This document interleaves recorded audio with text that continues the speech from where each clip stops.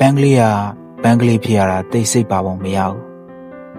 သူ့မှာရင်ခုန်စရာကကနနမရှိကွယ်တို့ရဲ့မွေးရုံလှရုံနဲ့ပန်းတပွင့်ရဲ့ဝတ္တရားကုန်မတဲ့လားပန်းကလေး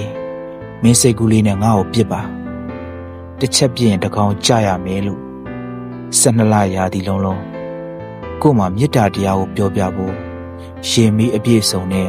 ခန့်ခန့်ကြီးအကျက်ရိုက်နေသူပန်းကလေး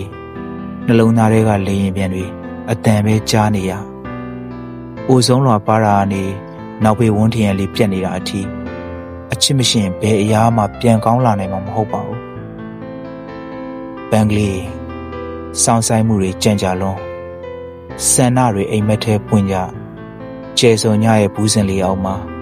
အချစ်နဲ့ကဘာအိုအောင်မင်းအောင်မှွေးလို့ပန်းကလေးခြေချော်လက်ချော်အလွမ်းလေးတောင်မင်းမရတင်ဘူးလားရှေးရည်ဆက်တွေချောကလက်ထဲထည့်ပြီးမင်းတို့လက်ဆောင်ပေးခြင်းနဲ့ကွယ်တို့ရဲ့မွေးရုံလှရုံနဲ့ပန်းတပွင့်ရဲ့ဝတ္တရားကုန်မတဲ့လားပန်းကလေးလမ်းထိပ်မုံငါးဆိုင်လေးကနေနိဗ္ဗာန်အထိမင်းနဲ့အတူသွားခြင်းနဲ့နေ့တွေညတွေ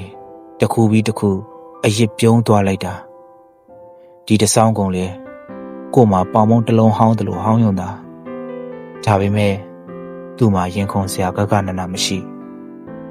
ပန်းကလေးရဲ့ကောင်းကင်မြန်အရွယ်ရောက်စေခြင်းလှဖို့နှင်းကြတာနေထွက်တာပန်းပွင့်တာပြီးတော့ကြပြရွတ်တာတဘာဝတရားအောင်မှမယုံရင်မင်းနဲ့ငါဘာကိုယုံလဲ